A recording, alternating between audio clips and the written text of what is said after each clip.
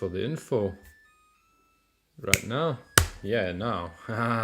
Thanks for the info. I haven't seen that.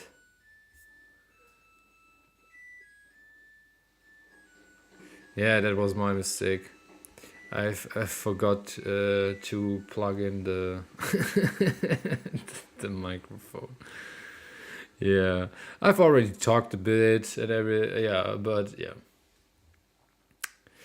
not very interesting stuff. Just that we have now in Europe this summertime change, and it looks like it's not a global thing. It looks like it's more just European, a part of the US and Canada, and I think I saw that also Australia is doing that. But in the rest of the world, it looks like that it's yeah, not the case anymore. That people are changing to summer time. Yeah.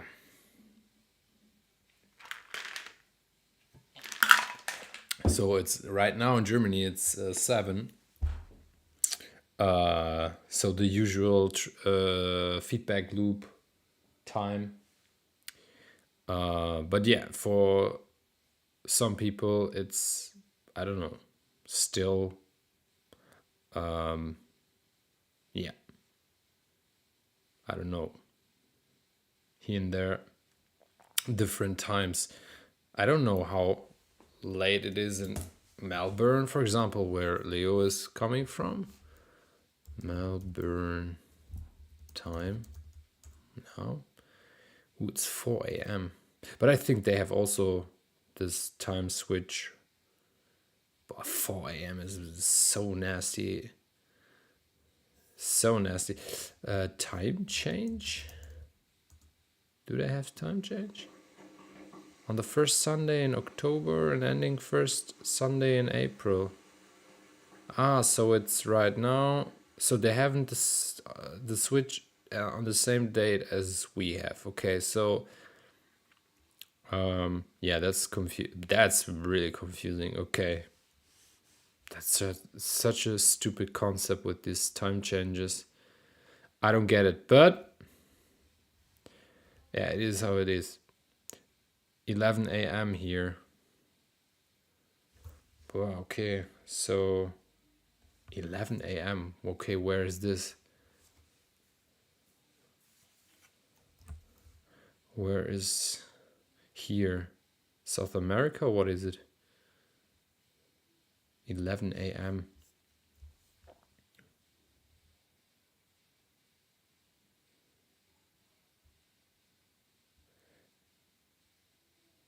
Mexico, okay. Daylight savings changed at beginning of March for us in the USA. It's 1 p.m. in Florida. Okay, 1 p.m. is fine. For Leo in Melbourne, it's 4 a.m. Fucking hell, that would be too early for me, honestly, to join a stream. I can totally understand. I don't even know why they have this concept still with this time change. It doesn't make any sense, honestly, if you ask me. It's always I don't know. People, I have a little child, and with every time switch or time change, it's very problematic for the child. Really, they have to really get yeah, they needed time to get used to it. That's very difficult. So I don't get it. I mean, even us adults are like having problems with it. And at one point you can sleep 1 hour longer, of course, but in the end, on the other side, you can sleep 1 hour less. That's I don't know, but yeah, it is how it is. It's super stupid for people who are doing events, especially on these weekends. So it's always they will steal you 1 hour. So if it's switched from 2 to 3 o'clock in the morning, so yeah, that's yeah, I don't know. looks good on the paper, you know, the playtime 1 to 4, and you think like, yeah, 3 hours, and then you're like, oh, time's changed. Fuck. It's only two.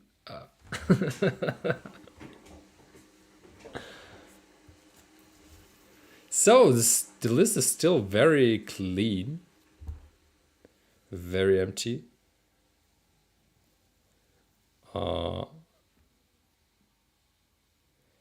And yeah,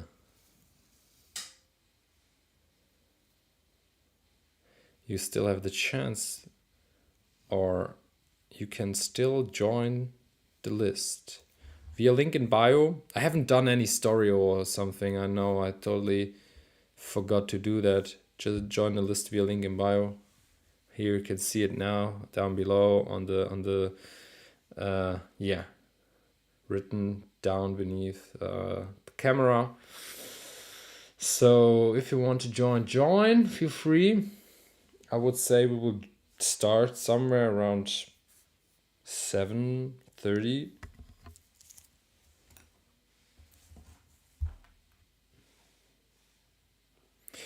By the way, I've done a one-to-one session yesterday. It was pretty good, and I'm very happy with the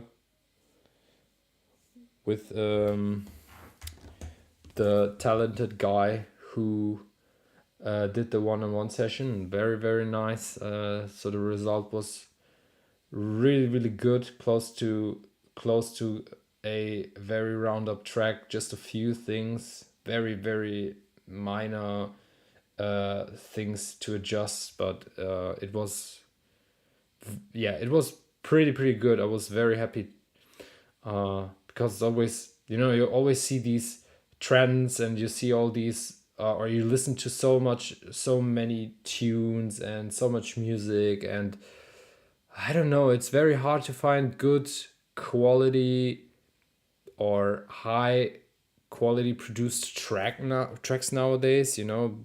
I don't know, because everything sounds very plastic here and there, and I don't know, very exchangeable here and there. And it's very lovely to, you know, when you have these one-on-one sessions, and then you have, yeah, somebody, and you see that there is, you know, there's hope for the future. So yeah, perfect. I like that. It was a very good one-on-one session. So for everybody who want to join the one-on-one sessions, who wants to have a one-on-one session, feel free to get in contact with me. I have still slots for one-on-one sessions because I've just started to do these things, and yeah, makes a lot of fun. It's kind of, let's say, like so we will I'm going much more into detail, you know, when we do these one-on-one sessions. So here at the feedback loop, I have like 10 minutes time to listen to the tracks, you know, to keep it fair for everybody, and then giving feedback in these 10 minutes. It's very hard, you know, to give like a very professional feedback in 10 minutes. It's really just like, let's say, the listening. So I have I know what are the common problems, let's say it like this, and then I'm really like listening to them. And of course you can really hear a few things very, very quickly in 10 minutes. But if you want to go really deep, like really deep into the track and make a really detailed feedback, you definitely have to take more time, of course. I think the first time we did like 4 hours, that was a bit too long because I've talked so much. I really have to prepare something like like a general sheet, or maybe I will do that on Instagram, because I really talked about quality stuff, music, and I will pick up your question right now. Revert, just give me a sec. And I've really talked a lot about scene in general and things to keep in mind and everything, you know.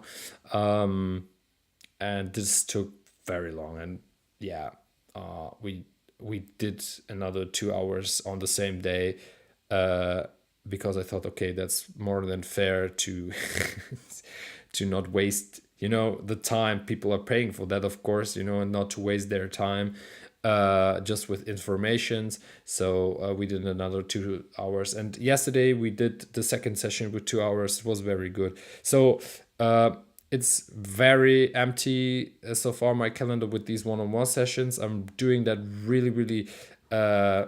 Yeah, so I'm really picking out stuff, so I don't want to do that as a regular big business. It's more like because I think it's important to do that, and I'm happy to help out people. So I yeah, I'm offering a few slots for one-on-one sessions in the future. What makes a track have soul or unique quality for you? It's really not that much. So it's not that complicated to produce a good track. But there are a few things you have to keep in mind, in my opinion. So the first thing is the idea behind the track is always super important. I don't. Of course, when I'm DJing, I have, of course, like my, let's say, signature sound, if you want to say it like this, or of course I have my personal picks, and I'm playing things that are, let's say, going to the direction of my jam. Also what stylistic wise is also in my productions. But I can, I can differ between tracks I play and tracks I like because of the quality, and for me, a track has to have like a certain idea. So like not just random sounds. There's like this, let's say, trend which is going up, with these, let's say, groovy techno. What's totally fine. I'm a big fan of groovy-ish techno and like these groovy techno tracks. But the thing is that I don't know why, but it came up with this, that people just randomly throw in sounds in their like arrangement, and they're like, okay, I've picked this sub, I've picked this kick, I've picked this, I don't know, and then they're randomly like putting in SFX sounds, just to have like a variation in a track. That's for me not soul, That's really like blueprint work, or yeah, like yeah, like really like automate like automation mode, like opening a project, doing the same things with every track, and then just render the track and go on to the next track. That's not music for my personal and my personal opinion. And honestly, of course, there are definitely tracks which are working on the dance floor, and it always depends on the tracks you are playing before and afterwards. And of course, it's definitely also a matter of personal taste, of course. But honestly, I think people can really hear the difference between a very like a track with soul and a track without soul, let's say more, yeah, like blueprintish tracks, that's the thing. And because I sent a groovy track, I trust my work. I hope you like it. Hey, don't get me wrong. I'm not against groovy techno. Don't get me wrong. There are a lot of groovy techno tracks I really like, and they're also minimalistic. It's not even about because that's also a thing I really like, is less is more. If you work with less elements and less sounds, and you create such a crazy storytelling with these few tracks, or with these few sounds, that's even more amazing, because that's storytelling. But just to round that up and to yeah, to finish that, so for me personally, I have the feeling you can really hear the soul in the track, because soul has something to do with emotions. Music is in general an emotional thing, so, or let's say, an energetic thing, so for me personally, music is energy. So I'm putting my energy into my music, and my energy is affected by my emotions and my mood. So when I'm sad, of course I will let my sad feelings and emotion flow into the track. I will also, when I have a good day, I will flow my personal emotions, like good emotions, into the track, and so on, so it's not about minimalistic tracks are nice, groovy tracks are nice. It just have to, there you need the, I need the feeling, that I hear something like a feeling, or like I want to feel the emotions. It's all about energy. So if you put in energy, you will like transport energy to the people on the dance floor. It's the same with music and the radio and stuff like this. Why are you, because, or why are you listening to the bands you're listening to? Because they are transporting a certain energy about, like, through their music to your soul, to your heart, and that touches you and triggers, or triggers the wrong word, but it touches you in a way, so I'm listening a lot to, for example, metalish music, you know it's of course also because it's kind of my youth. I've grew up with System of a Down, Linkin Park, a lot of new metal music, then came Fall Out Boys, emo-ish music, whatever, Bullet from Wild Time, doesn't matter, so there are a lot of bands I've heard in my past because I was a depressed teenager. you know and now I'm listening to this music and I'm getting emotional because I relive these moments with my youth, so it's kind of a throwback. I'm listening a lot to like new metal music recently because I don't know, I love that music, and it touched me in the past, and it's like transporting something to me now, but also with other bands, so also in this kind of music there's a certain energy, and it transports this energy to the listener, and that's the thing. I really have the feeling, and I'm strongly the opinion that if people are putting energy into tracks, this energy is going to be transported to the people who are on the dance floor and listening to it, or listening through headphones to the track, or whatever, so that's the thing, what I mean with soul. And I think you can really hear that because, there are a few producers, and I'm really listening to, I don't know, like, let's say they're bringing out music every month, for example. And then you have like 12 releases and in 1 year, kind of. And you are listening, and let's say there are around, yeah, like 60 tracks, let's say it like this.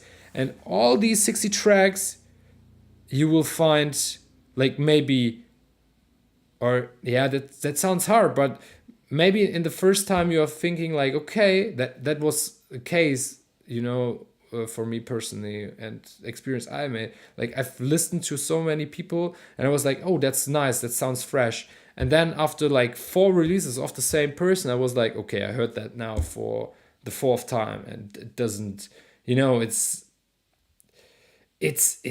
like a shame, so like always the same story, and that's very boring in a certain point, so it feels like, okay, I have to bring out a lot of music, and trust me, that's bullshit. Like, take your time. And that's something also I said in the one-on-one session, and I will give that now to you all. Formula driven producing, that's a very lovely wording for that. I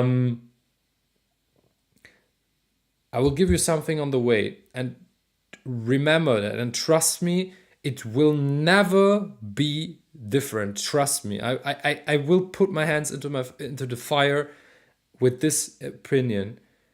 Maybe it's an unpopular one. I don't know, but trust me, if you bring out, like, let's say 2 or 3 EPs in a year, that's totally fine. Even if you bring out 4 releases, that's also fine. But trust me, you can't deliver the quality. I don't know anybody who did that. You can't deliver the quality in, like, let's say 1 year with 8 releases. You can't do that. It's impossible, honestly. And also bookers, or let's say promoters, and I'm really speaking about the ones you want to go and to play for, also here again, less is more, because it's more important and is more weight to bring out 2 or 3 strong EPs with, let's say, 3 and maybe even 4 strong tracks on the EPs. So you have brought out, like, let's say 9 to 12 strong tracks a year, or you're delivering 60 tracks from which are like maybe 1 or 2 good or okay. You can't even take the time for it to bring out 60 high quality tracks. That's impossible. Check the past, check all the artists who brought up music in the past. You won't find anybody who delivered like every month a strong release. There will always be a lack of quality from a certain point, and because producing like a really really high quality track takes time, and you have to take time for it. Check bands. I'm always getting into this comparison with bands, or let's say pop artists, whatever. Check their schedules. Like, check how many tracks they're bringing out in 1 year, or how many albums they're bringing out like in years, and they're really spending so much time into the studio and taking time, and it's a process, so and that's something I also said in the one-on-one session. The classical ways, like creative phase, recording phase, mix down, mastering, promotion. Yeah, right. So okay, promotion is, we can run promotion through the whole process, but let's say that's the classical way. And every process should take time, or should get its time, especially the creative phase and the mixdown phase. Like, you really need to focus on these things, because the idea is super important, but also the quality of the music, so of the mixdown, is very important. And that really makes the difference between artists. Like, I will say it again, and I've said that in the past, and I will say it again. That makes the difference between producers and artists. Artists are making art. Producers are just producing music. That's the difference. In one thing, to have a few sounds that people begin to identify with you, but it's a fine line between completely being a formula. Yeah, hey, the thing is, it's very problematic because of nowadays with social media. Everything is super fast, and if you don't deliver, or the people have the feeling, if you don't deliver like one EP per month, you are like vanished from the radar of people. That's like, maybe it is for a few people like that, but trust me, the right people will will listen to these tracks if they are quality tracks, and you will get the gigs you want to. And if you like, let's say it like this, for example, I don't like this. I will have to check the time. Okay, I'm a bit overdoing, but I just want to finish it up. So check this. In the past, everybody wanted to play in Berghain. Maybe it is still the same. For me personally, it was also like this. I wanted to play in Berghain, and I was really like making a plan how to do that. And I've really got into this, and I really checked which artists are playing at Berghain and why are they playing at Berghain. What is the reason? And I really studied that, kind of. And there was a time when you like played in Berghain, not always, of course, but let's say most of the times. So that was what I figured out, or what I've recognized from here and there with a few artists. So if you played in Berghain, it was kind of, you've got gigs on top, So that, because if the people from Berghain, and like it is a sign of quality, still. So if you get booked to Berghain, there is quality. So you have a certain trademark sound, or you have like, you are a trademark artist in a way, or whatever, but you have something what makes you unique, and what makes you special and interesting, that people who are doing the bookings for Berghain, booked you. There's a reason behind. So it is quality, and this status, is super important, because that makes you like, that's said, let's say, the healthy way of growing in this scene, in my opinion. Because you can really like deliver thousands of tracks a year and everything, and you can still go and be booked by Berghain, for example, but it's very, very hard to keep this level. And one point, it will really, there will come a time where you're like, okay, I can't do that anymore, why, I don't know why, but there will, it's going to, how it's called, like, there will be a turning point sometime, or in the time in the future. And trust me, really, like, quality promoters and clubs are booking quality artists with a certain trademark and stuff like this. So don't get into this hole and in this trap of social media, and I have to deliver like tons of tracks a month because I don't want to vanish from the radar of people. You will definitely come onto the radar of people who are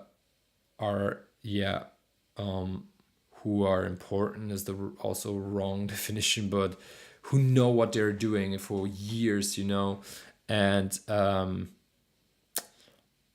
you will definitely get to these people with 2 or 3 really strong EPs instead of 10 releases, because maybe they will find an EP from you, and they won't book you for one EP. Trust me, they won't book you for one EP. They want to check, okay, what is this artist like delivering, or what is the long-term strategy of this artist. That's something that a lot of people like checking before booking artists. Like, is the artist doing, is that the, like, let's say, one hit wonder guy or girl or whatever, is that like is that something with a healthy fundament, is that more an entertainer, or is this really like a sophisticated techno producer or whatever,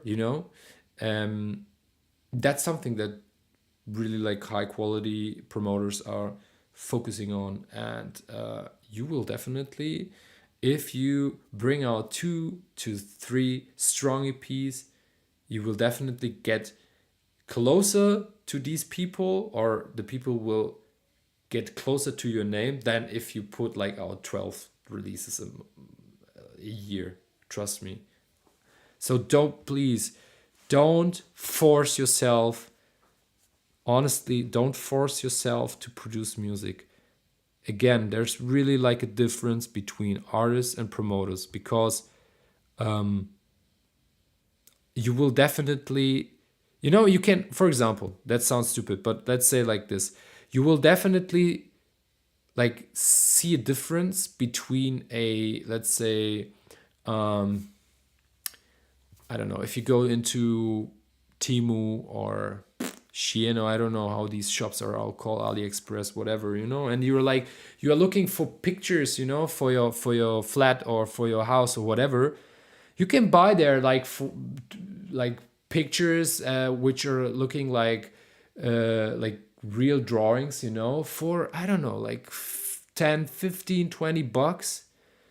But man, fucking hell, there are people who are really like artists, putting into emotions, have their trademark and everything, and they're like selling their pictures for millions of dollars or euros or whatever, That's different, Maybe somebody from Temu, or I don't know, like an AI or whatever, can reproduce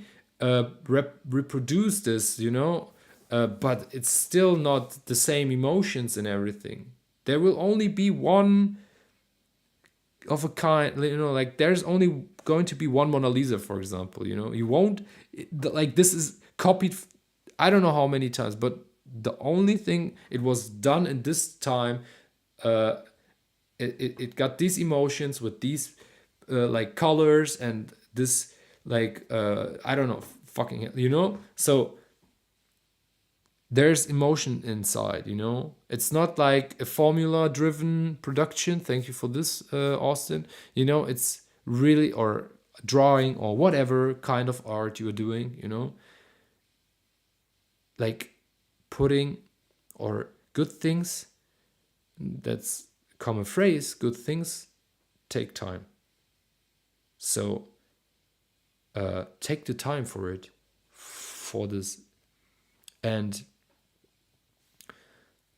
very important, put emotions inside it.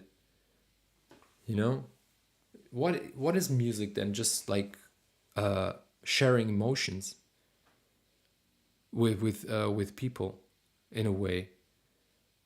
You want, I mean, when that was, for example, Rotterdam. I've showed you this track I've made.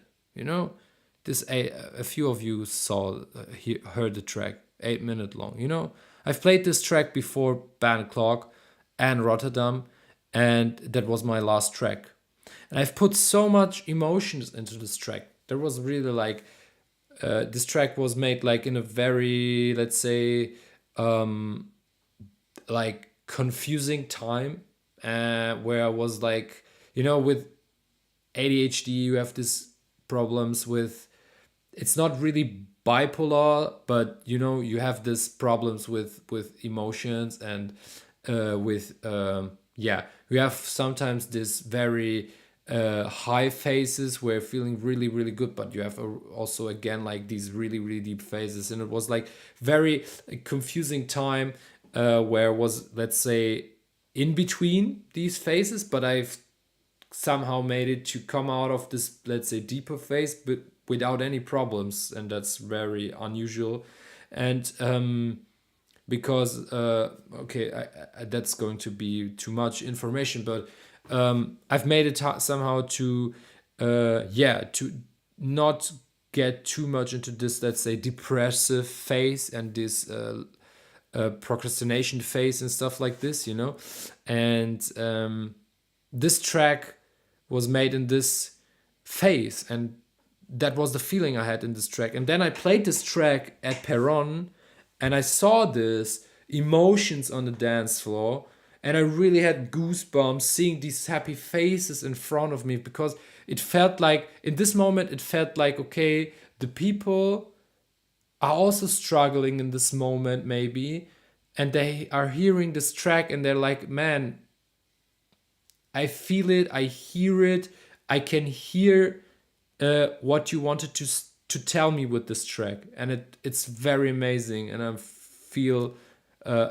good with it, because I was also in this phase, and now it's like, now everything is gone for the, even if it's just for this moment, everything is gone, and that was the feeling I had when I saw the faces on the dance floor enjoying this track, and that's emotions, like really like a symbiosis between the artist, or the track, and the people on the dance floor, and that these are emotions.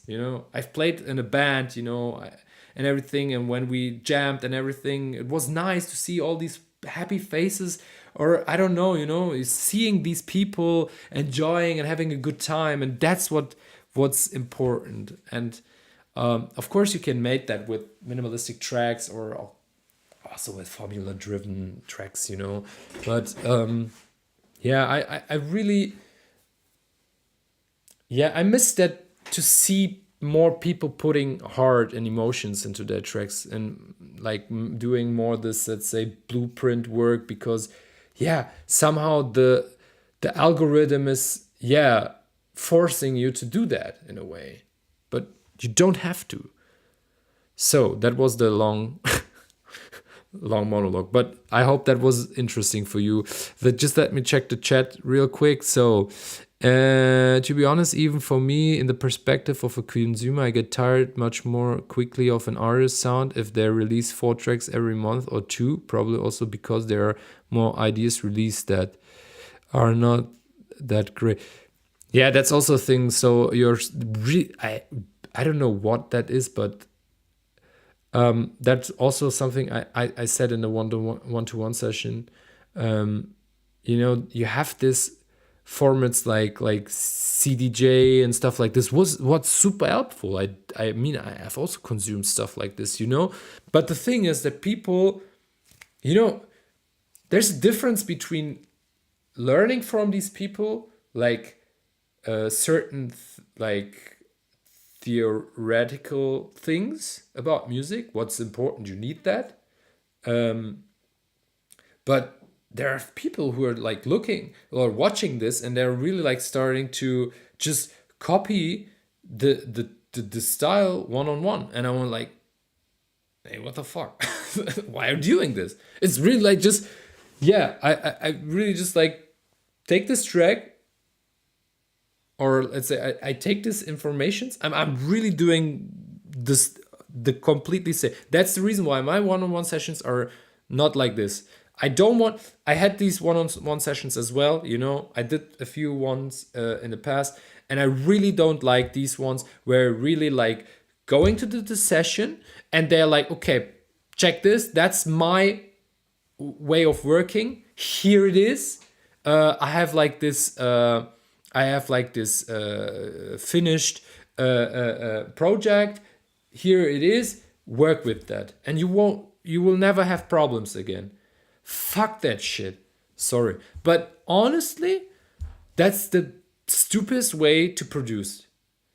I've also had this, I also had like a project, and I really opened up this project, and I worked always with the same, I've worked with the same plugins, I've worked with the same this and that. I mean, don't get me wrong, do that if you want to, because it makes things easy. But it also makes you kind of lazy in a way, and it's you are creating kind of a comfort zone, and we know that we all like to stay in our comfort zones, and that's the reason why I really started to I really have an empty project with every track I'm starting. I have an empty project, just a really regular Ableton one with the 2 audios, 2 midis, I don't have anything on my master. I don't have anything on my track. Nothing. I'm really starting from the beginning, and I'm just really starting jamming. That's everything. And then I'm really starting to create. And just to come back to the one-on-one sessions, I really pick up the projects of the people. I'm listening to the tracks, and I'm really like checking, okay, send me the track. We are going through the analyzer. We are checking like, okay, what's going up? Okay, here, I don't know, the side signals are too wide, or the low end is a bit muddy because, you know, you have signal on the side, whatever, you know. And then we're going through, and then we are going into the project of the people, and we are checking where we could fix these problems. But I'm not like, here, take this project, work with that, and everything is going to be fine. Like, there's not this, you know, every track is different. I've learned that also from the band recordings, because every band is different. You know, every band wants to have something else, and that you have to work the same principle. Like, every track is its own project and has its own way to do. Also with the mastering, I don't have, I never have, like, of course I have my, like, my principle, or my, like, general order of plugins, you know, like, I'm doing this at the beginning, if I have that and stuff. Depends on the project and on the material, but I'm also trying to find to, I don't know, to sometimes like change the compressor, trying something else, or I like use another EQ or whatever, you know. Yeah. Beautiful part. Not great. Yeah, moin. Moin. This sounds very cathartic. A beautiful part of why I want to start DJing is to be able to see people's faces and just seeing their energy while I'm playing. Yeah, that's the thing why we do that shit, right? Like, it's an energy exchange, and that's the thing. So if you don't have, that's also a thing. If you don't have the energy, like, it's not, you don't have to like jump around the DJ booth, you know, don't get me wrong. That's not what I mean with energy. But if you don't give energy, you won't get energy back. That's my feeling. So if you have like a bad energy, you will transport bad energy. Even if you say, you know, you can play this set one-on-one on this, you know, in this situation, in this club with this crowd, and you have a really, really good day. Everything went perfect. The travel was nice. The stewardess gave you an extra cola, whatever thing. Everything was really, really lovely. And you were like, oh, I'm in a really good mood. And you're playing this set, and you transport this positive energy to the people, and everybody has fun. And then the next day, everything went wrong. The driver didn't pick you up at the airport, whatever. You came up late. You didn't have the time to go to the dinner, and you were like negative, and you don't want to do that shit anymore. You're like asking yourself why I'm doing this, and you have this negativity in you, and you know, you will transport it on the dance floor, and you will also have like a bad evening, because I don't know, the people are fucked up as well, you know. So, you know, it's everything about energy in music, in DJing, whatever. I start at the default Ableton every time. Yeah, it's the best, trust me. I mean, like I said, everybody can do whatever they want, but I think that's really nice. Would you say it's about intentional? I think I've missed this one. This is very eye-opening as a new young artist. Sometimes you just want to speedrun the process and get quick results, but the quality suffers this way. Yeah, absolutely. And I'm feeling very sorry for you. Honestly, I've grew up. That sounds like I'm very old. I'm not that old. I've just started really early with raves, with 14. But doesn't matter, you know. So there was a time, you know, and I'm lucky that I could, I could be a part of it, you know. It was very easy to get like bookings in the past. Just really ask Ahmed, you know, you brought out a good EP, you know, quality music, good EP. DJs played it. It came on the Resident Advisor charts. Like, I don't know, the number one track of August 2012, whatever. And because of that, you just because of one track, you have been booked. That was, let's say, easy. But it was not that easy to produce good tracks. Because not like it was not easy to release in the past. Not everybody released everything. It was very hard to come to this point to release on a label. But also, and that's what I really miss nowadays, because everything is getting so quick. Like, you have so many labels nowadays, and also labels who are bringing out music in a weekly on a weekly base or monthly, and it's hard to bring out good music every month. Honestly, it's really tough. It's not that easy. And then you have so much labels nowadays, and I don't know where I wanted to go. They see. I've lost myself. Now I have it back. So nowadays it's problematic. I've sent in the past tracks to labels, and there was not it was not that often, but there were people who really, and even from good labels, they sent me feedback. Really, like, honest feedback, that somebody took time to write in feedback. And I'm like, nowadays I'm sending tracks to people I'm very close to. I'm working with them very close because of the festival and everything, and you don't even get a response by the people. Like, hey, yo, I don't know, the track. You will get like feedbacks like, doesn't it doesn't fit to the label, what is fine. But I also had like very interesting declines, like, I don't know, we have too much artists right now on the label, and I'm like, hey. What does that mean? Like, what the fuck? what does we have too much like, is that music good or not? If it's not good, okay, fine, that's not a problem. Just let me know. Like, honestly, let me know that's not good enough. That's fine.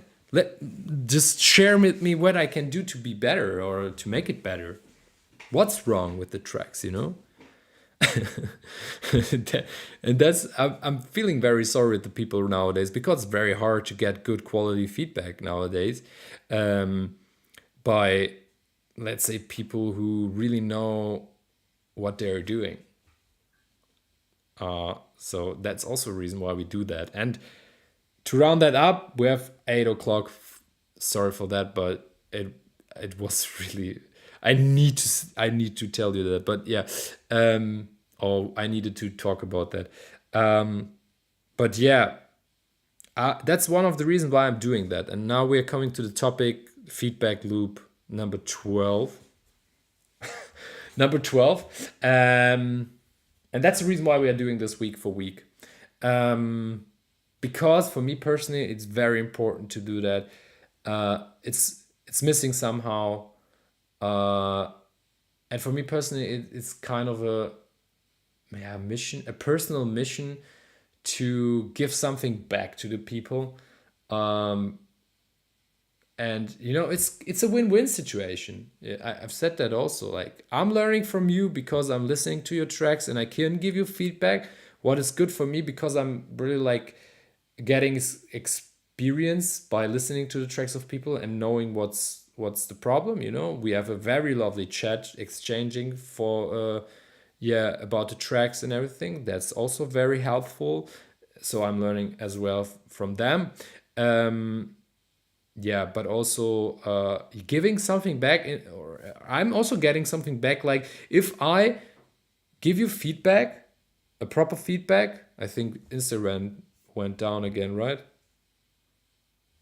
Could be 57. I have to check that with Instagram. Maybe it's going to shut down right now. But you know, when I'm giving you feedback and you getting better from with that feedback, you will become good producers or good artists, you know. And I love to listen to good music, you know. And if I see somebody, like let's say in 1 or 2 years, who joined these sessions and they are releasing on a good label, and I'm listening to the release and I'm like, fucking hell, that's so good.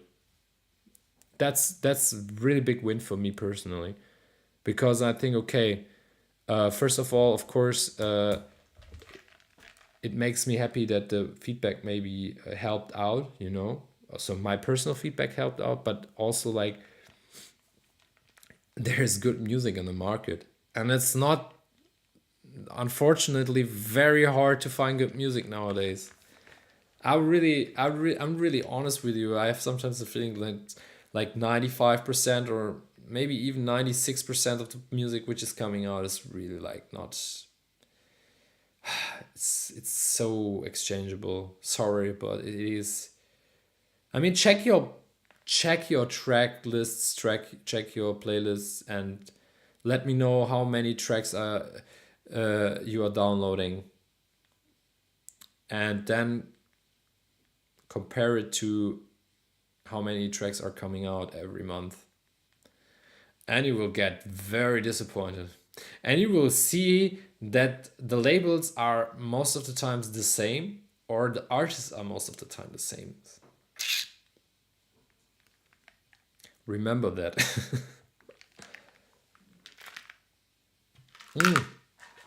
So, I think, shall we start? Hello, good morning, everybody here.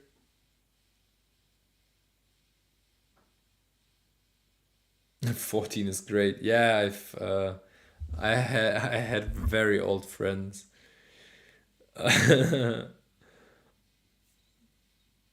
Yeah, that was, I mean, it was very easy to come in clubs with 14, honestly. I don't want to say the name because I think it's going to have problems when I say it, but yeah, it's this, the location is still, there's still, this location is still active, so I don't want to say anything. Um, that's the sole reason I've been digging music from the past rather than follow the news on the latest releases. By the way, hey, I can totally feel that. Live on Instagram went down. Just let me really quick. Let me get back really quick on Instagram. Fuck Instagram, really. I will definitely get something like a shadow ban for this whole suing on Instagram, like on YouTube.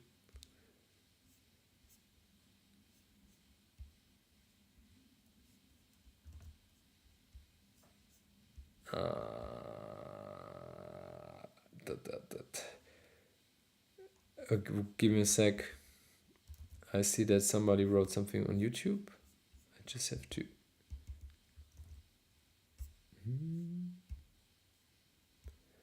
Boy, Instagram is really annoying.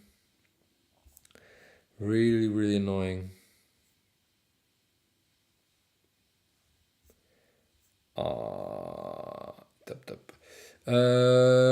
They sell what is established and don't take risks on new piece.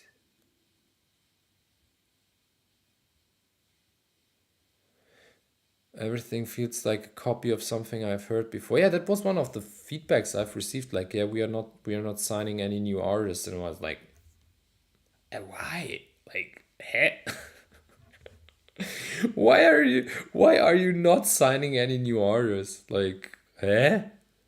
What is that? What like what kind of feedback is that? Like, honestly?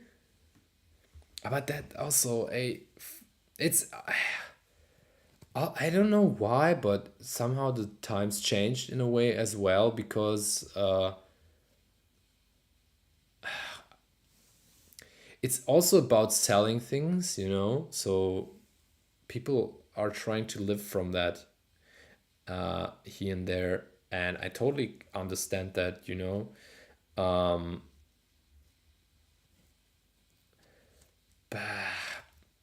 but I honestly, I think if you take the time, and it's always the hard way is the best, in my opinion. It's the healthiest one for you and everything else around you, like your brand. And yeah, they're like labels I'm really following for a long time, and it's not like they're bringing out music every month, and they don't have to, you know. Um, but also they had to like get to this point, uh, and it was definitely hard in the beginning, but there will come like this turning point, uh, and it will pay off for sure. So don't forget these words. It's always better to like go the or to think in long-term strategies. Absolutely. Um, but honestly, when it comes to labels, I've been trying to find foresight labels that would be ready to support my release rather than release on every label that accepts my demos. Yeah, demo thing is in general. It took me really like, so the EP which is coming out this year, hopefully in September, looks like that now. This EP really is finished since 2024, so it's already 2 years old. And you know what I think, and that's very important, and that's the way I've learned, and which should be the way.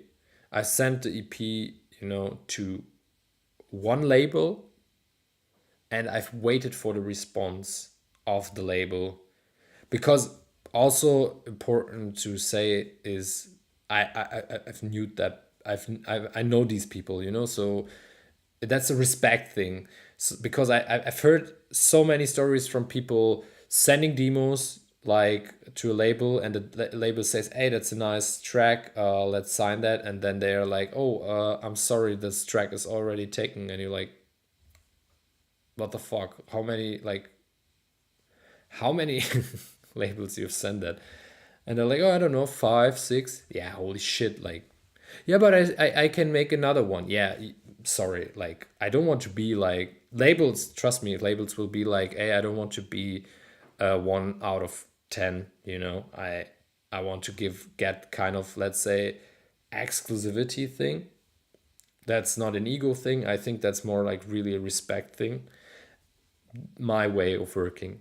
And I really sent the EPs out, and I really waited for answers, responses by these label owners, and yeah, I've received I've received a lot of like responses, and I think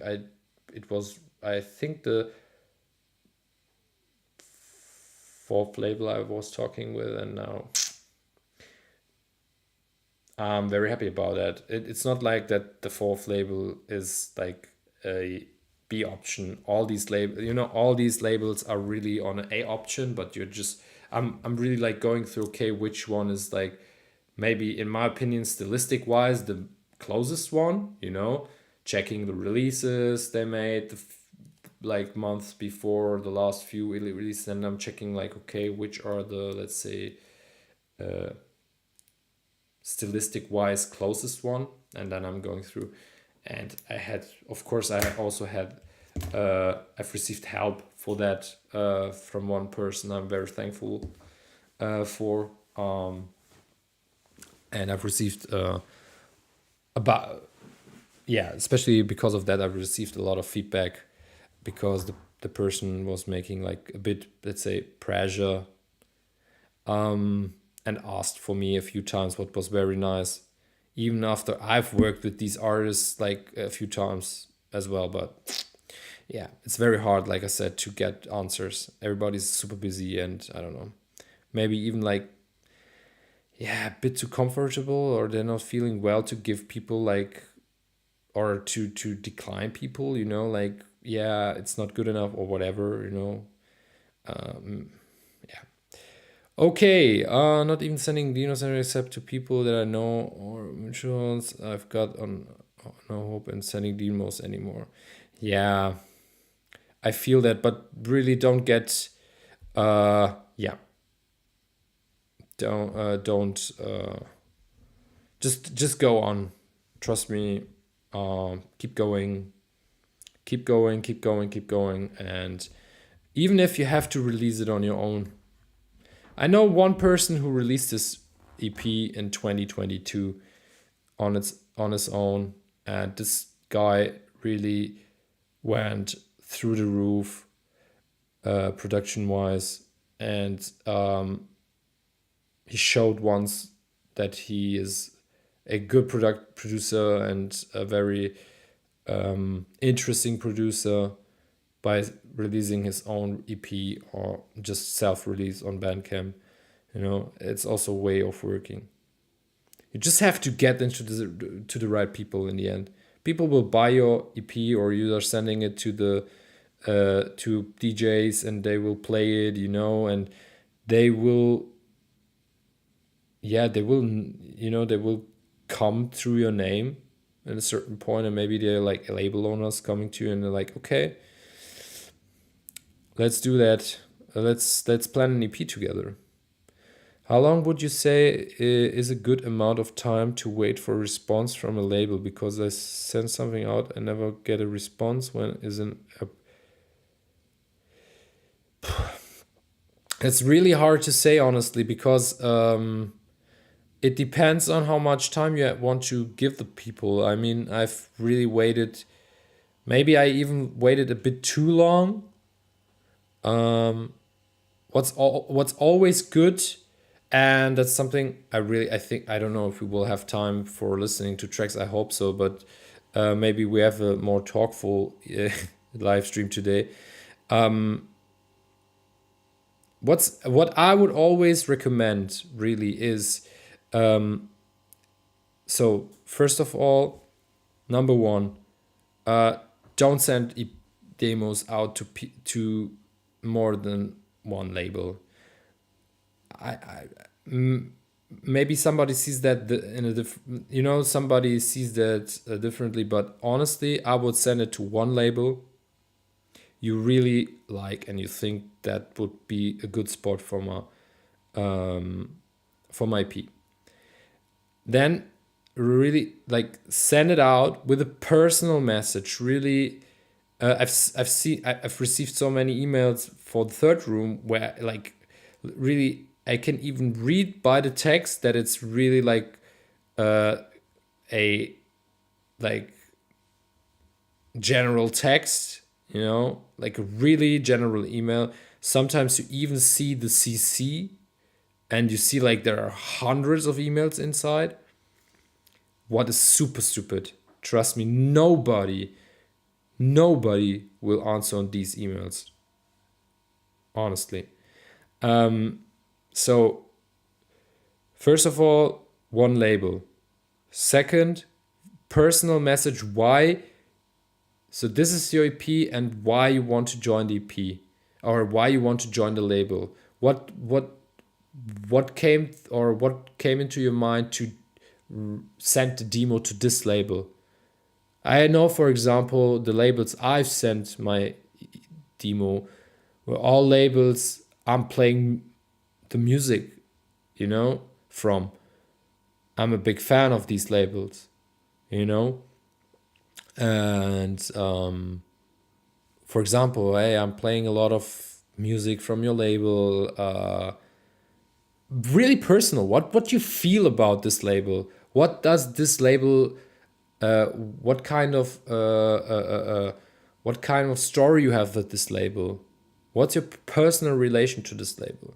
Really open open up the conversation in this email. And then I would always go with a deadline.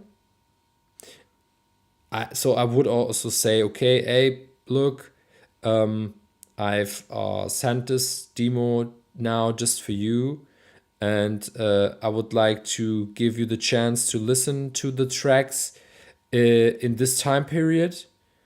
You can say like, I honestly, I think like it depends on the period. In the summer period, it's very difficult to get answers. I trust me, all the DJs and the label owners are like touring across the summer. Also, ADE is a very bad timing, because people are super stressed before ADE and after ADE. Labels, bookers, agency, whatever, everybody's super stressed before ADE and the summer season. So from, let's say, June till August, somewhere, kind of September, but most of the festivals are happening in July, in August, in June, I think, September, maybe a few ones, but not that much, So they're really touring so much in these months. So yeah, like count that in if you send demos in this time period. But I don't know, say like, hey, I've sent this one exclusively to you for listening. I would love to get an response by you, or even if it's just a feedback with a yeah. If you don't want to take the tracks, it's fine. Would love to hear a feedback by you.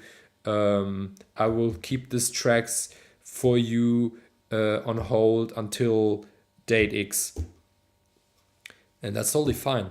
Nobody will, the thing is, there are label owners, they will write you after 3 months and they will say, okay, nice, I will take your tracks. And you're like, I've already signed that, And that's just common business again, Like, give them a deadline because they need it, And if they get this deadline, they know, okay, I had the chance until this date to listen to the tracks and to give the person the feedback.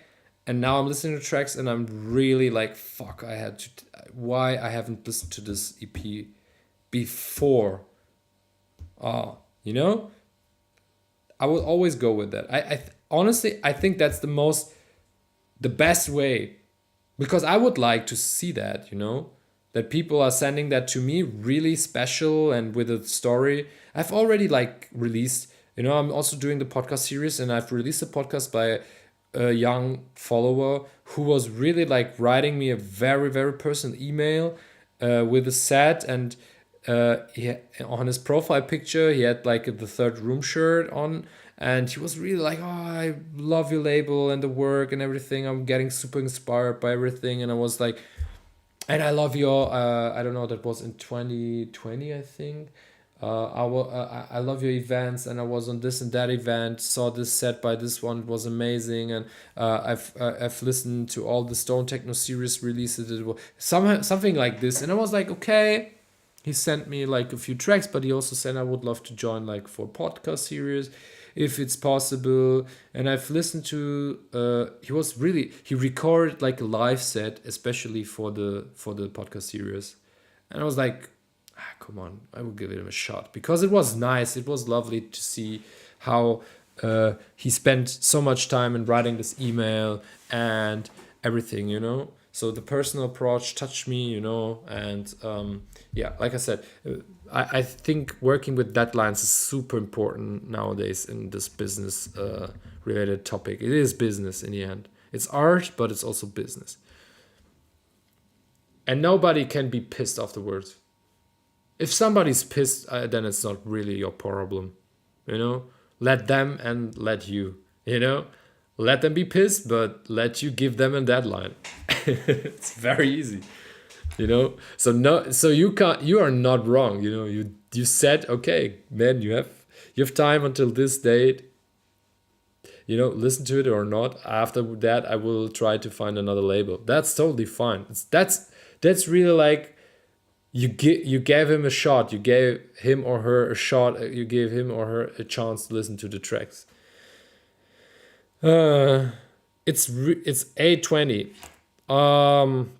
Leo is already here, right? I think I saw him. Like the suggestion with the deadline. Yeah, trust me, working with deadlines is the best. Even I don't know. You don't have to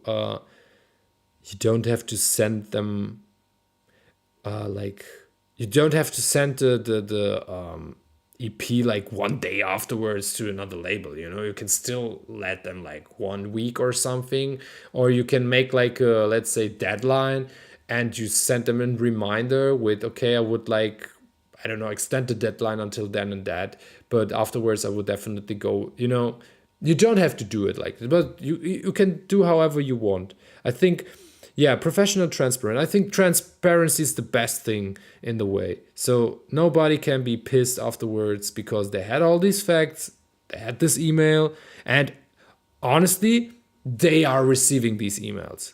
So it's not your problem that they can't manage their emails. I also have like a inbox which is exploding every day because of the festival, and I now have more than one inbox. I am working like separately for an agency on at the same time, so I have the agency address, I have like my the third room address, I have my like the general inbox of the third room. I don't know, I have so many inboxes, my personal private one and stuff like this, and I'm reading every email every day. So I have like 5 open emails, and I mean, I'm really like, I'm also like struggling with these things, and I'm kind of sometimes chaotic, but that's something I really can manage, and everybody could manage. It's really just like a, yeah, you have to get used to it and everything, and you have to do it on a daily base. And somebody who's doing like a label man, like somebody who's owning a label, it's kind of, you have a brand, so you have to act like the CEO in a way, so you have to get your shit together. If not, I would think the shit with the label. I would recommend that. So focus on things, focus on one thing. If you don't have the time to like manage a label, okay, but then don't do it. It's not important to have a label because everybody has a label. Yo, Leo, what's up? Hey, is there a time? You don't have a time change yet, right? Because we started already at 7, and it's now 8:20 in Germany, and I think it's like 5 in the morning for you, 5:20, something like this, 5:25. So good morning, sweetheart. Oh, Leo's really the best, man. He's joining from fucking Melbourne every week, and it's so crazy. Like, it's really like 5 in the morning in Melbourne, like 5 a.m.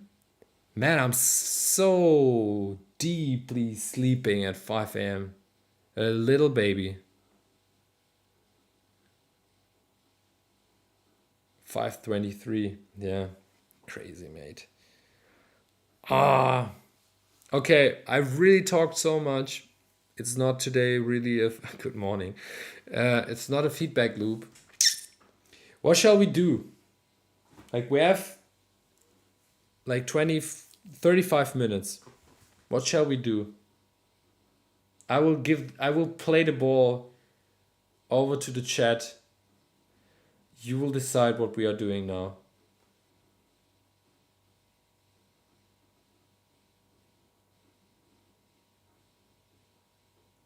Bre has dedication. You always have this time shift. Yeah, you always have this time shift. That's the right spirit, right? I just returned from the rainforest and the Great Barrier Reef. I would love to say that as well.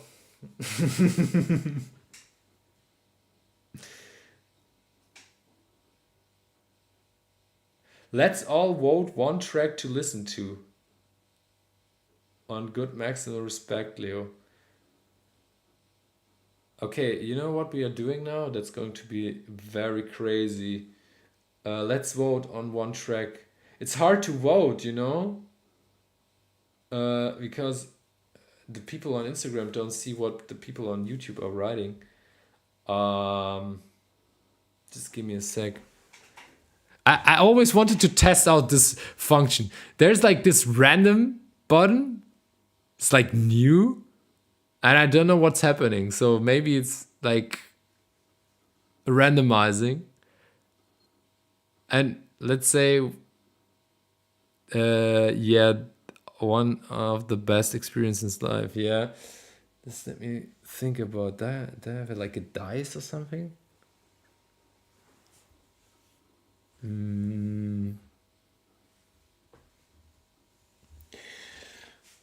Give me a sec. I will try to find like a number here somewhere. 25 or 25 is way too long. 24 is also way too long. Let's try random. Yeah, okay. Give me a number. New rules? No, not new rules. But we talked like it's 8:30, you know, we just have like 30 minutes left and we talked about so much stuff. It was a really like a talk stream today and not a listening stream. I can roll the dice on Google. What the nice. Wait, give me a sec. Everybody is like dice roll or what? Dice roll? Nice. Hey, that's nice. Shall we? Okay, now that's too much. Like let's go with this with these 6. Okay, that's fucking funny. Okay, 5. Let's see. I will randomize that now. I will go with 5 now. 1. What? What's happening? 2. Ah, it's happening. Crazy. 3. Still Keanu. 4. Ah, okay. 5. It was the 5. So Yolt. Oh, hopefully Yolt is there. Yolt, are you here? That's cool. I like that. We should do that. We should do that more often. That's funny. Yeah, Yolt, are you here? If not, I will roll the dice again.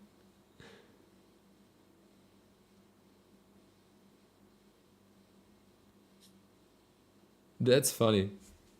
I think I saw Yolt, but not active right now. Okay, is there also a timer? Let's see, timer. Ah, that's good. That's crazy good. Oh, I like that. 10 seconds. 15, 20 seconds. Let's see. Or let's say 30.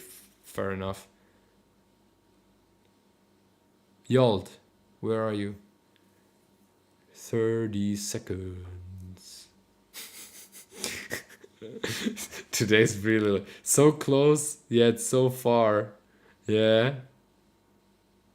30 seconds. Yolt, where are you? No Yolt.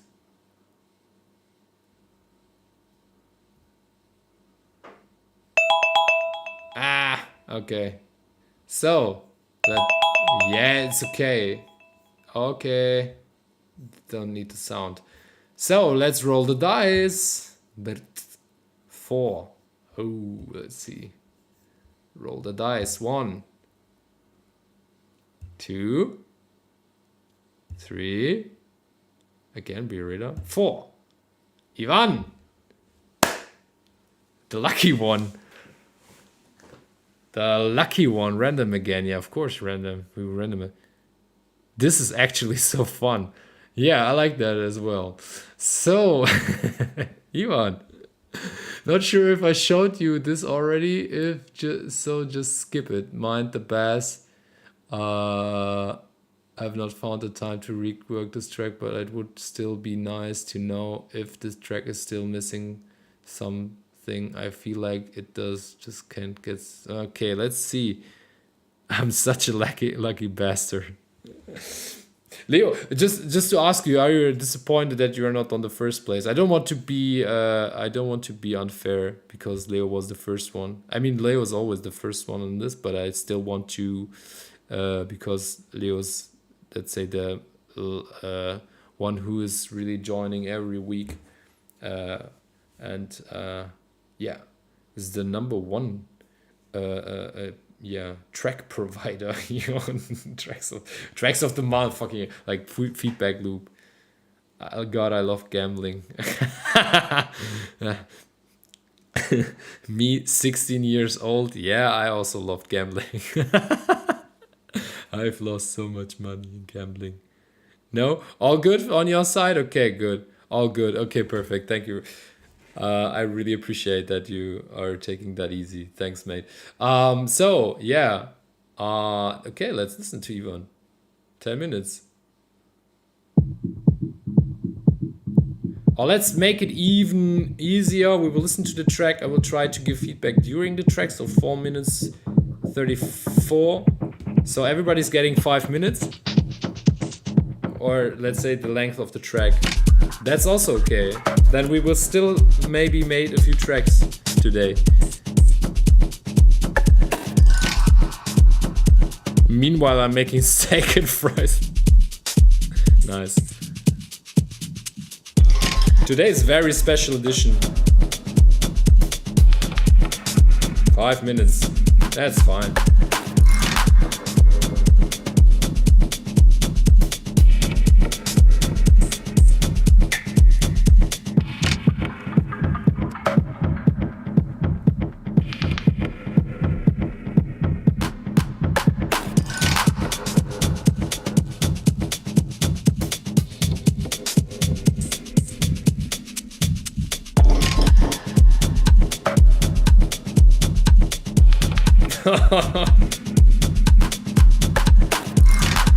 This one is fucking sexy. I like that very much.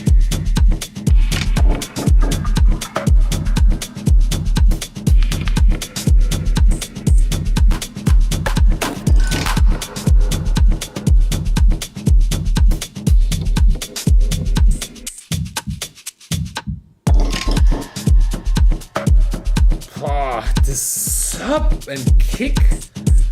Oh. This is very tight, but still juicy.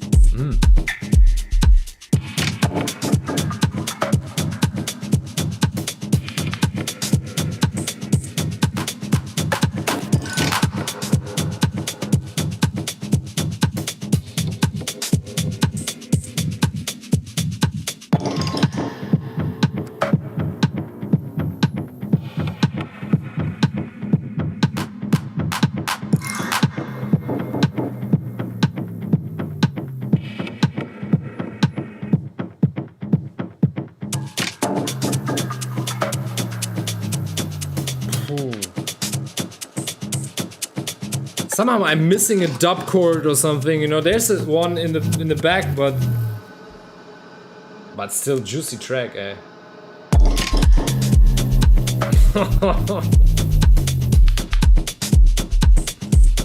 Ooh, yeah.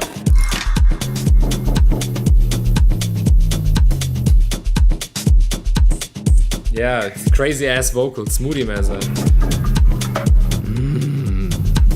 L'amour.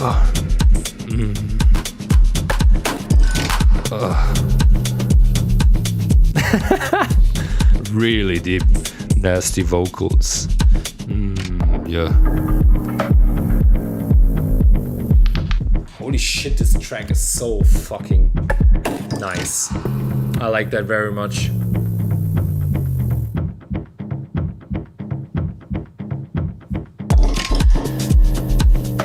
God, this low end is so tight.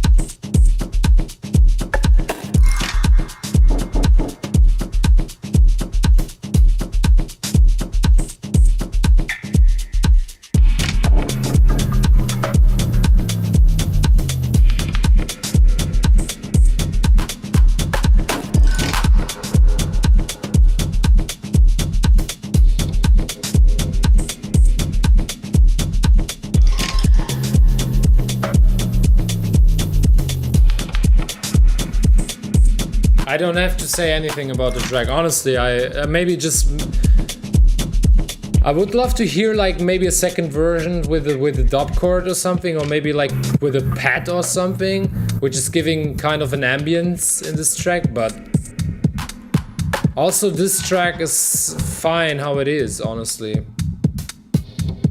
I really can imagine how this track is working on the dance floor, absolutely. Pah, juicy track, fucking hell, nice. Yeah, banger. Really banging track. Yeah, I don't know what, like I said, I'm giving like everybody 5 minutes or how long the track takes. But yeah, I can't say anything about that. That's very great work. I can't hear any problematics in this track, honestly.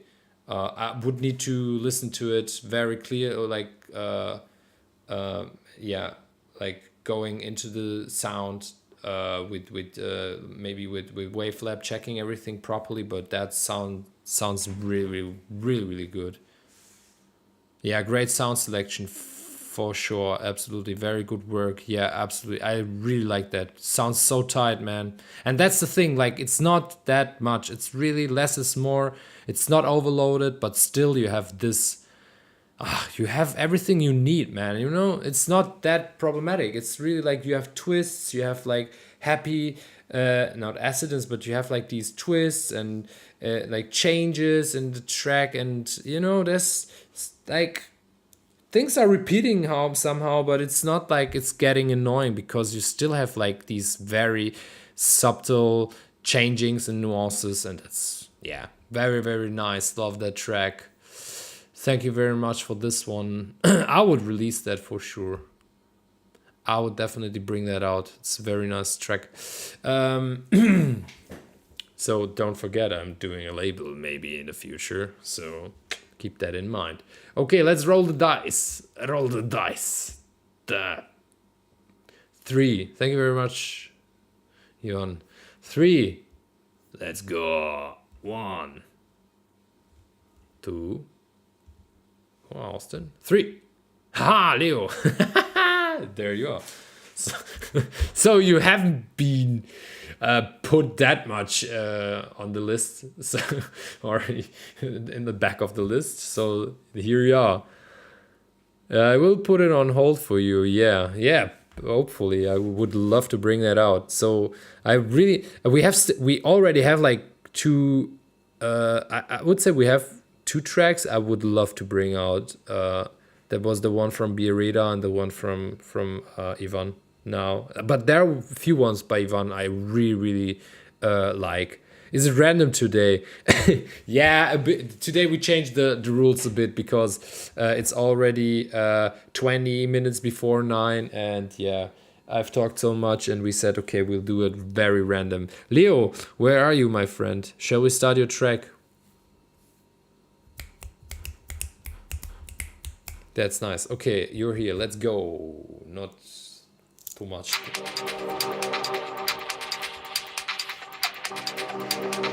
Ooh, Pat's song nice.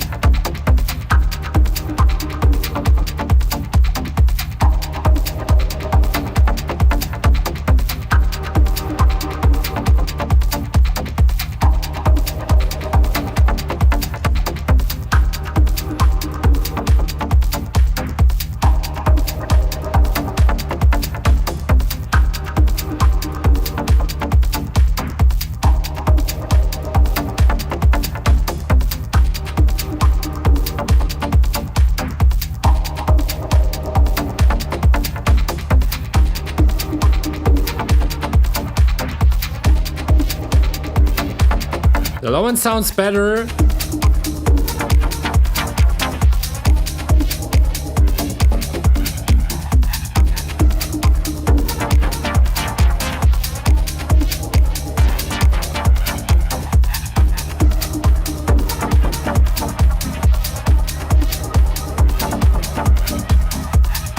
I still like the track. It's a very nice idea. In the beginning, it gives me kind of Steph Mendezides vibes, you know, but it's getting very atmospheric then in the mid part, so through the first part.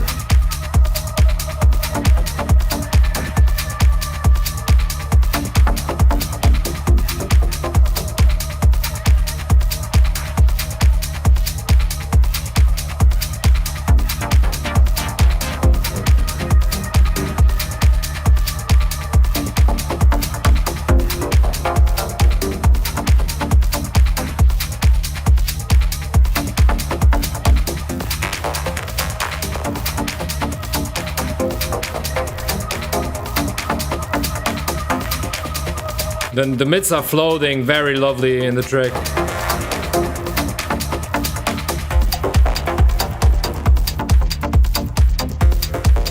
But still the sub is dominating the mix somehow, you know, so...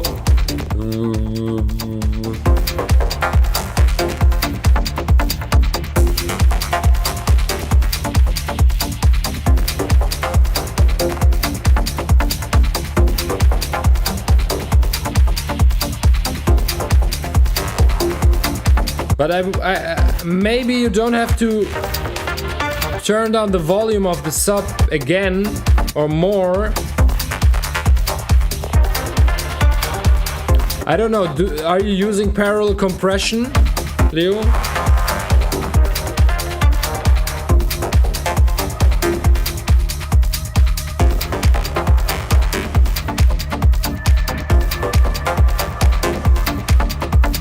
I like the track.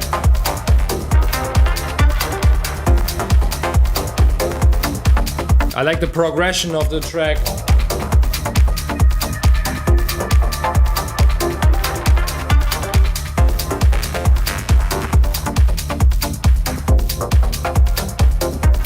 So what I would do, just maybe last tip, maybe like turning down the, or not, don't turn everything down, just keep it like this. Open up a return channel, put an VCA compressor in it or an optical one, try out what it sounds better, and like send the signal to the compression or to the compressor and go with 100%. So turn up the send knob to 100%, send it completely over to the return channel with the compressor, and then adjust the compressor how you like it, so how you like the sound, and then really turn down the gain of the channel, the volume completely to 0, and then go step by step, and then try to find out the point where like, okay, it sounds lovely for me personally, record it, and then send it, like record this channel, and then put the low subgroup, you know, with the kick and the sub together with the recorded return channel with the compression, put it together, group them, and then try to adjust the volume to the point where it originally it's with the subgroup, you know. So if, let's say, if the RMS is somewhere at 24 or 18 or something, or minus 18, you know, if it hits somewhere around minus 18 minus 24, try to keep the total volume of the grouped channel also somewhere to minus 18, so on the same level, same RMS level as the original. And then you will get this, you know what the thing is, that it's still like very dominating the sub is very dominating the mix, but if you put what you can make with this is that you have this kind of more compressed, tighter kick, you know, what is also like uh, yeah, extending the third harmonics in a way, and you're getting this kind of shiny feeling or shinyish sound, and adding it to the subgroup is making everything very shiny, and then I think you have it's not that much. So, or you can also just, again, the volume, just try it out, check out what feels better, what sounds better. It's the track in general is very, very lovely. It's really just the sub is still dominating, but it can be fixed with adding a bit of third distortion harmonics. You can also try with maybe another one. You can record one with parallel compression. You can also record one return with saturation, and then make A/B and check what feels better for you. What sounds better. That's also like a way to do. Okay, thank you very much. Lovely track. I also love this track. I would also sign this one. Hey guys, we have a various artists maybe together in the future. What do you think? Okay, let's go with the next one. 20. We still have 40 minutes. I don't know why I'm doing this. That's the Slavic come through. with my Slavic genes coming through. My Slavic DNA is coming through. Okay. So, no, I don't need another one. I just need one. Let's go. 2. Okay. Thank you very much, Leo. Okay, we have 2. Oi! Oh, verdammt. that was the wrong button. So 1, 2. Revert. Ricardo. I don't know if he's still online. I would say 30 seconds for Revert to join. Or to get in feedback. Are you here?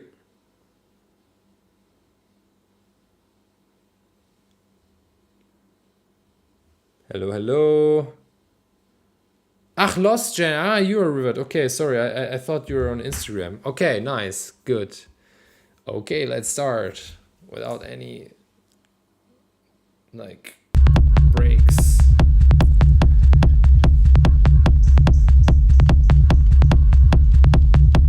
Sub is way too heavy, but that's a common problem.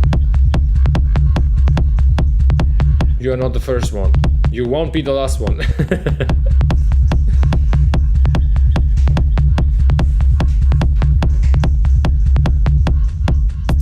Okay, hola Ricardo.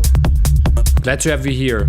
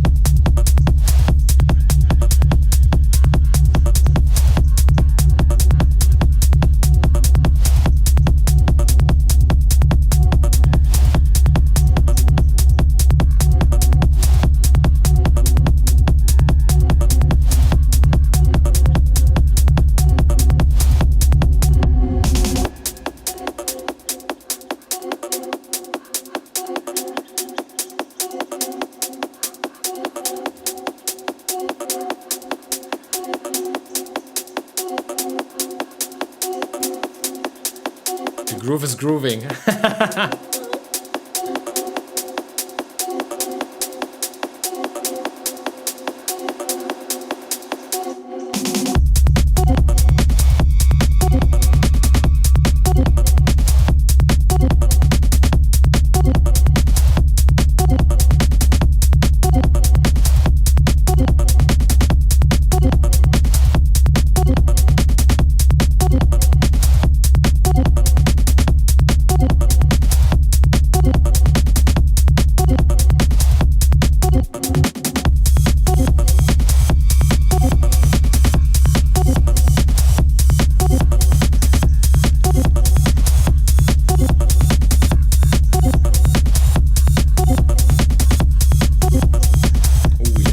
that right.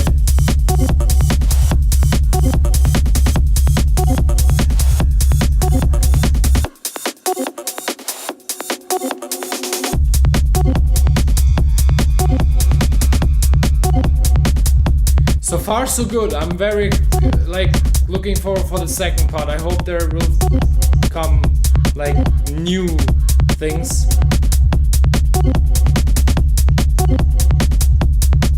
Like this step sound is very repetitive. Some movement would be very nice, you know? Like change, but now it's coming, like the reverb is coming in. Ba-bum.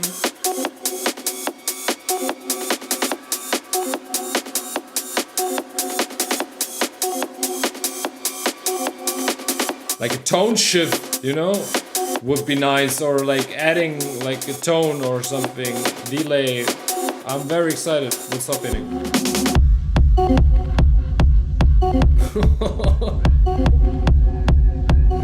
Oh, there's a screaming, like ping ponging from Red. That's crazy.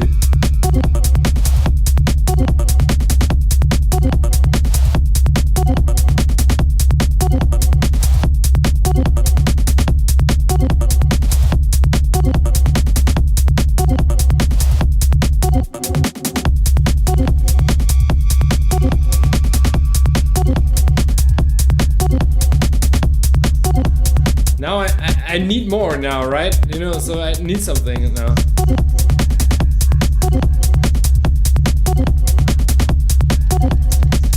You know, there are things happening, but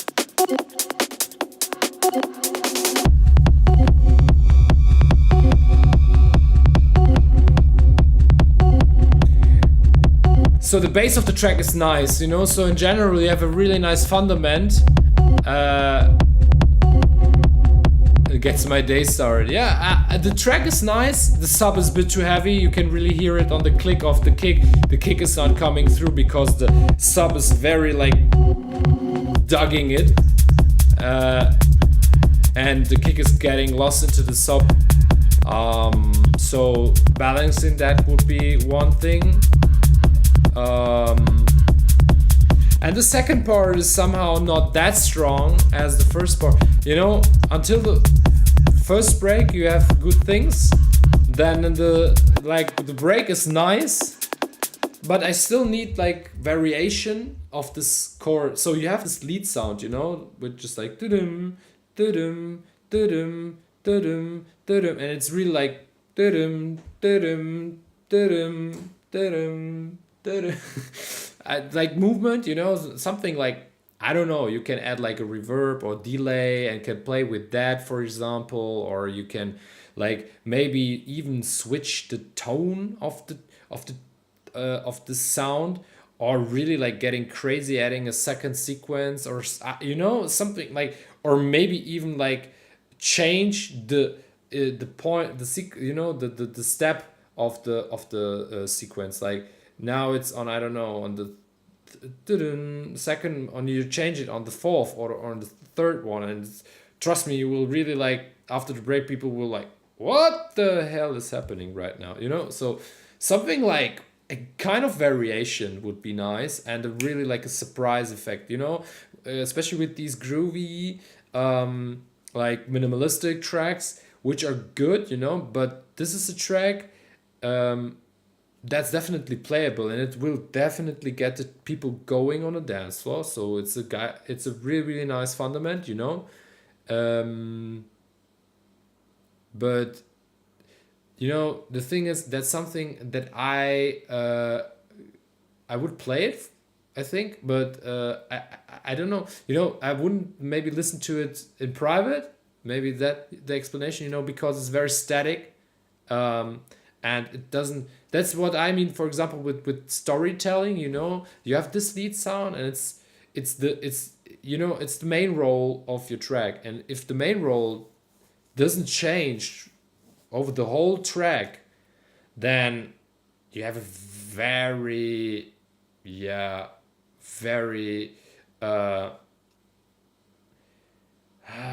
like very uninteresting main character. Like it's if you look, a movie is very important. For example, if you have a good main actress and a main act, or like a main role, and the main role is not like having or transporting a kind of emotion and feelings to the people, or yeah, is like acting, like say, like over the whole movie the same, like what, unemotionless, just the whole time like this, then the movie will get boring after a certain time. So you have this sound, play with it a bit, try to, I don't know, you don't have to get so crazy with the sound, but maybe like adding a bit of variation would be nice.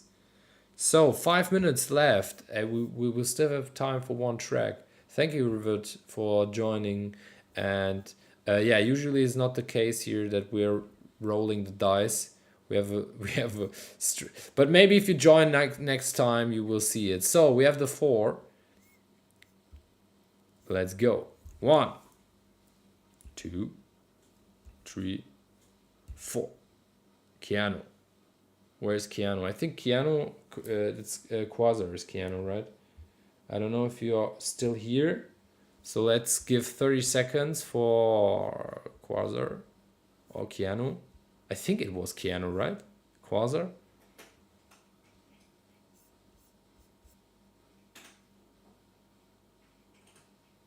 Yeah, you're welcome.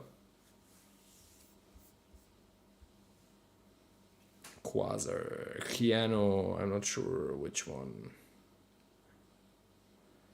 8, 7, 6, 5, 4, 3, 2. I think 30 seconds are enough, right? Damn.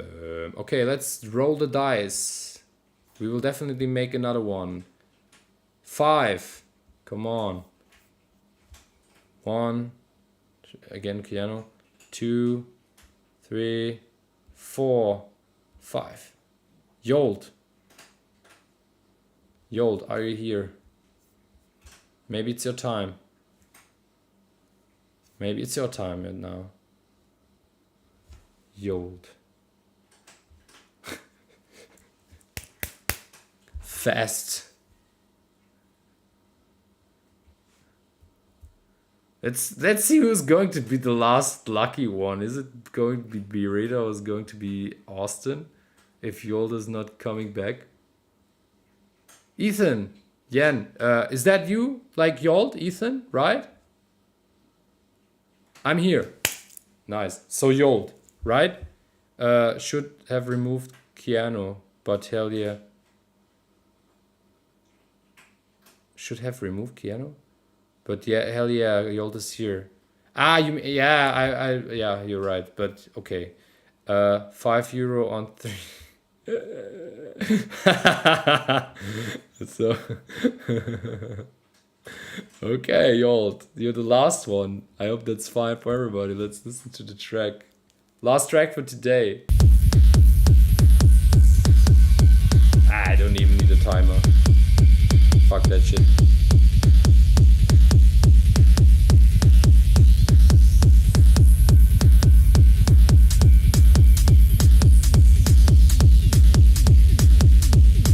Sub is very heavy again, also here.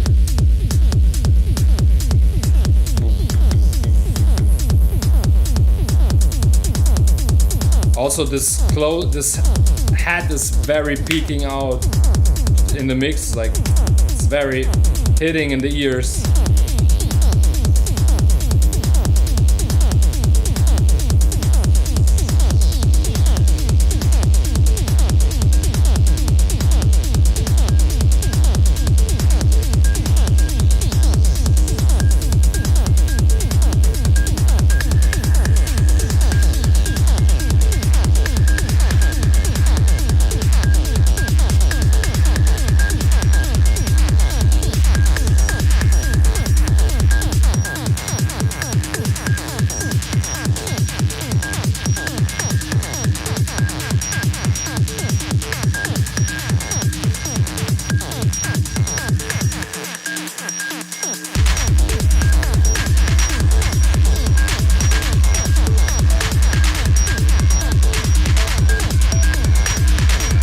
stereo is, you mean the 16th one?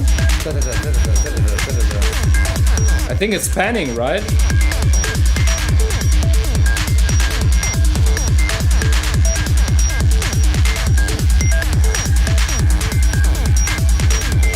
The sides are basically the same level, sometimes even more than the mid level, yeah. So the correlation is a bit shifted. So if you turn on the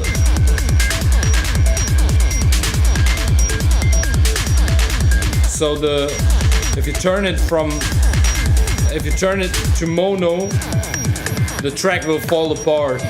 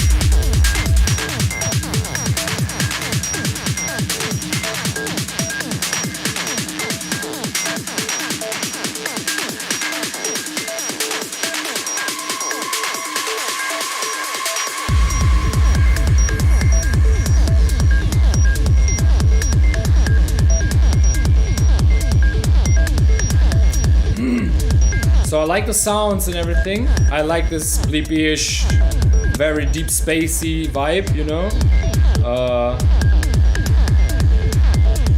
The low end is very heavy compressed, so you definitely have to turn out step back with the energy of the sub. Very like lowering down the sub. It's very what's called not muddy, but it's just too much. It's overpowered. But also the high end is very like powerful, very peaky here and there. Also, this open hat is super stereo. Yeah, the correlation is super important. So you have to really keep that in mind when you're doing mixdowns, to check the correlation. That means the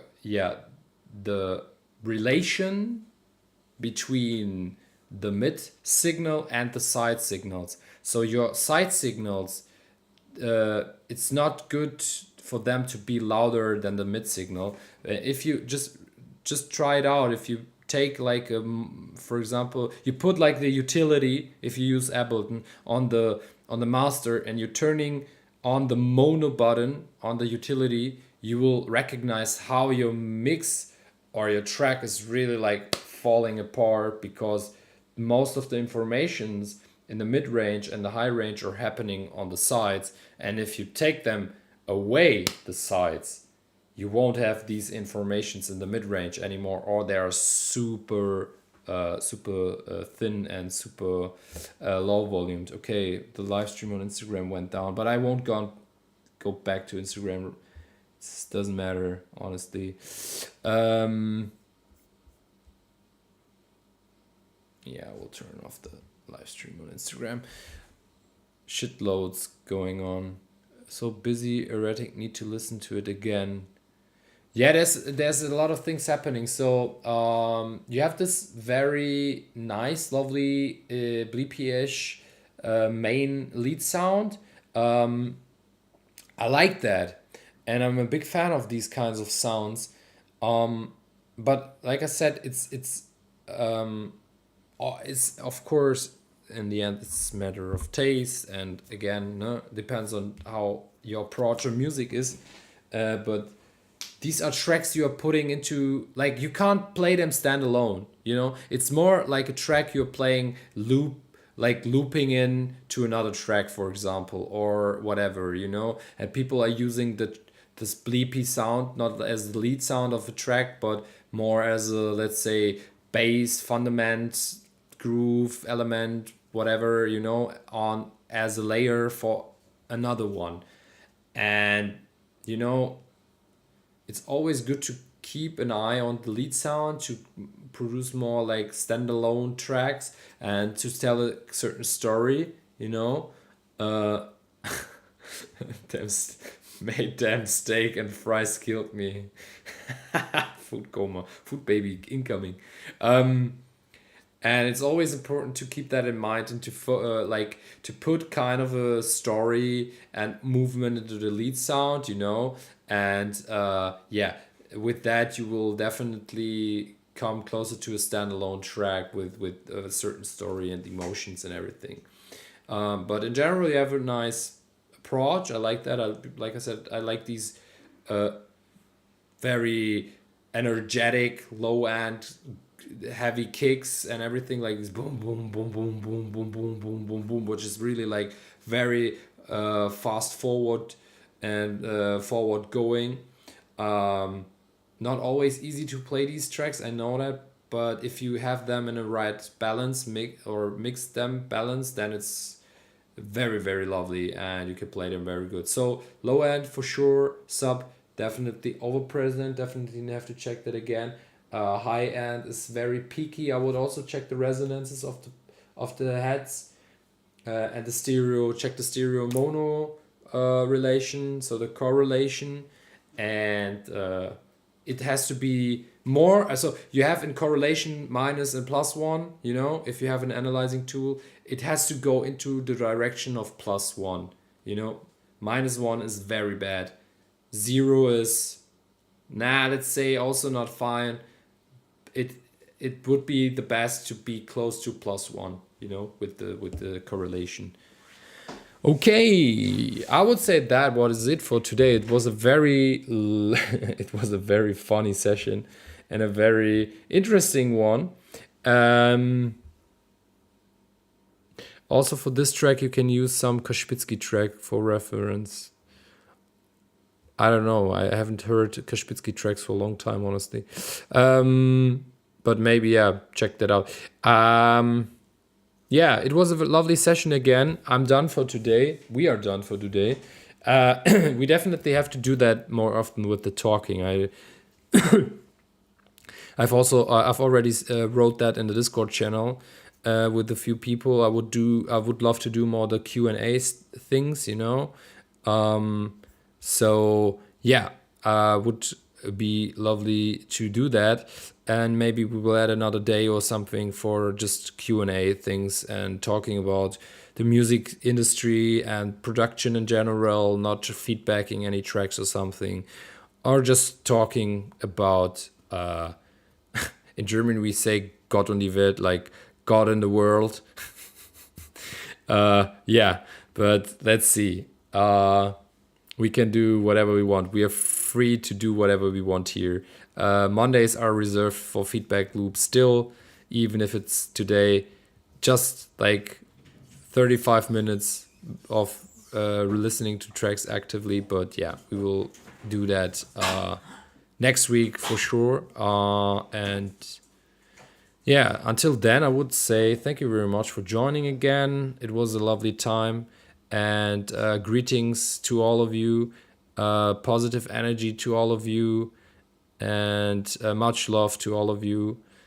And yeah, I would hope to see you all again next week, Monday again, for the next feedback loop. And yeah, that's it. Was a bit different today, but really fun. Yeah, it was definitely a bit different, and it was fun for sure. Did I wanted to? I think I just wanted to say something. Yeah, one thing. That's very important because I'm doing these one-on-one sessions, and I don't know we are so I have a really personal I really have a personal thing, and I really would like to do that because I was thinking about that. It would be, I would love to have more female producers here as well on the stream, because I think there are, yeah, there are not that much female producers, uh, and sometimes I have the feeling that maybe it's just my like feeling, or my just really tunnelish view. I'm not sure, but I would love to have more female producers here on the stream, and to join here on the feedback sessions. I don't know if you know any female producers. Let them know to join these sessions, to really to feel brave, and to join, really to send their tracks, and I would love to do that more often. And I also want to do. I want to give something away, or let's say I want to give something back also, because I think we need more female producers in this scene, in this industry.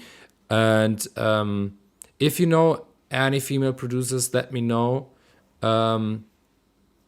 Doesn't matter how far they are, because I'm thinking about giving away like five, let's maybe like 3 or to 5 one-on-one sessions for free to female producers, like not like 2 hours, but maybe like a quick, like extended feedback session, hopping into their tracks and maybe giving them feedback, and maybe giving them like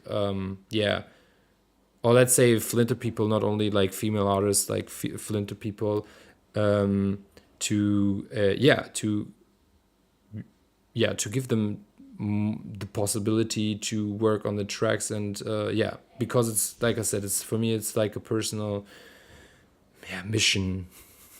I don't know how to say that, or to name that, but yeah, I would love to see more Flinter people on the release sites, and on the platforms for music.